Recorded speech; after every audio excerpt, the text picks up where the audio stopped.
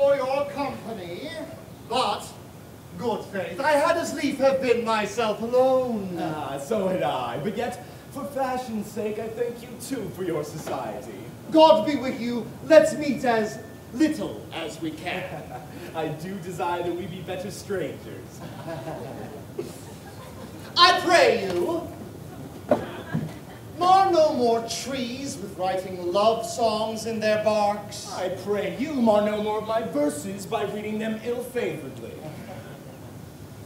Rosalind is your love's name. I do not like her name. Oh. There was no thought in pleasing you when she was christened. What stature is she of? Just as high as my heart. Oh, you're full of pretty answers. I am weary of you. By my troth, I was seeking for a fool, but I found you. Ah, he is but drowned in the brook. Look but in, and you shall see him. There shall I see but mine own figure. I'll tarry no longer with you. Farewell, good Signor Law. Oh, I am glad of your departure. Adieu, good Monsieur Melancholy.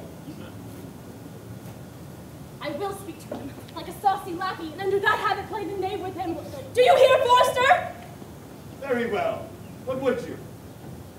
I pray you, what is it o'clock? You should ask what time of day it is. There's no clock in the forest. Then there is no true lover in the forest. Else sighing every minute and groaning every hour would detect the lazy foot of time as well as a clock. Whence well you, pretty youth?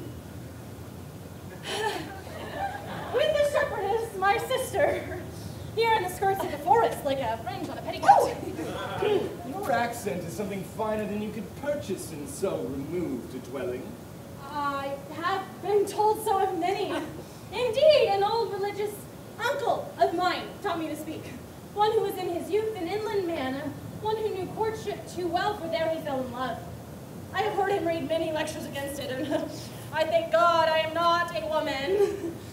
To be touched with so many giddy offenses as he hath generally taxed their whole sex withal. Can you remember any of the principal evils that he laid to the charge of women? Well, there were none principal.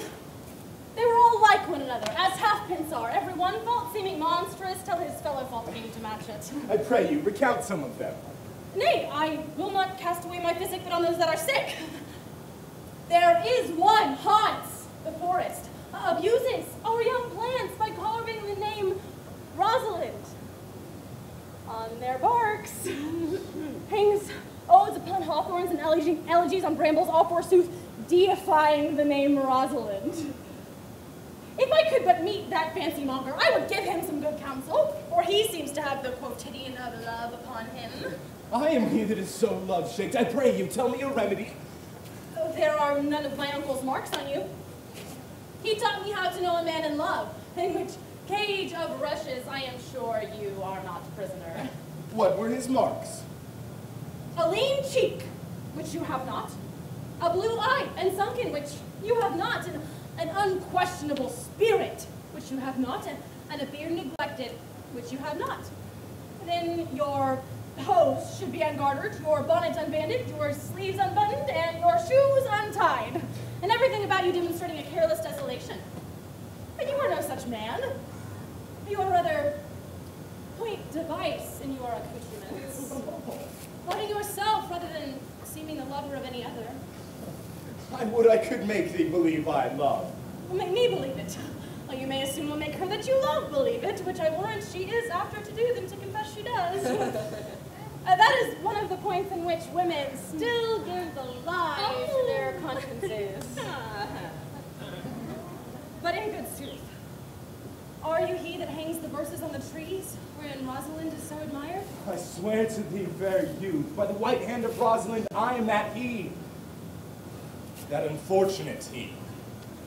But are you so much in love as your rhymes speak? Neither rhyme nor reason can express how much.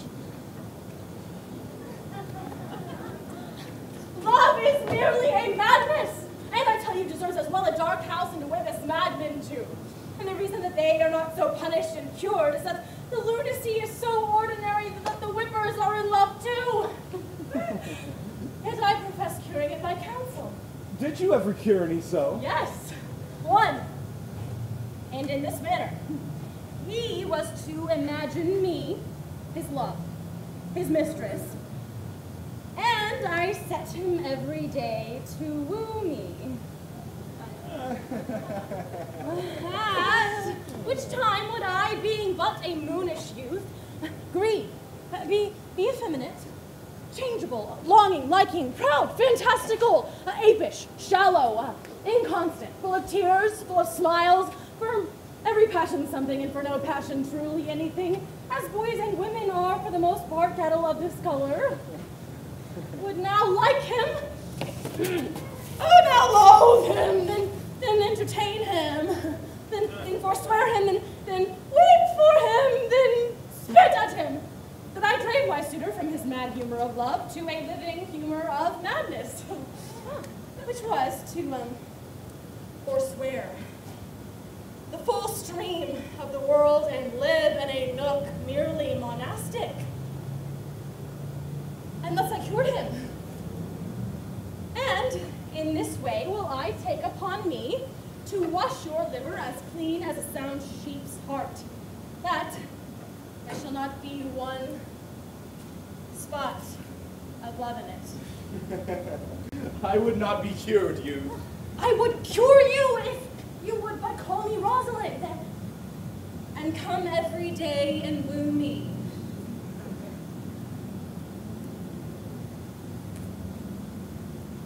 Now, by the strength of my love, I will.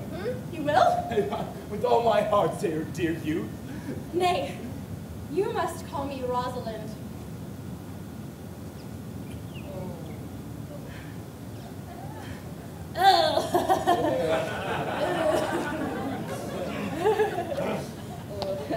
Come.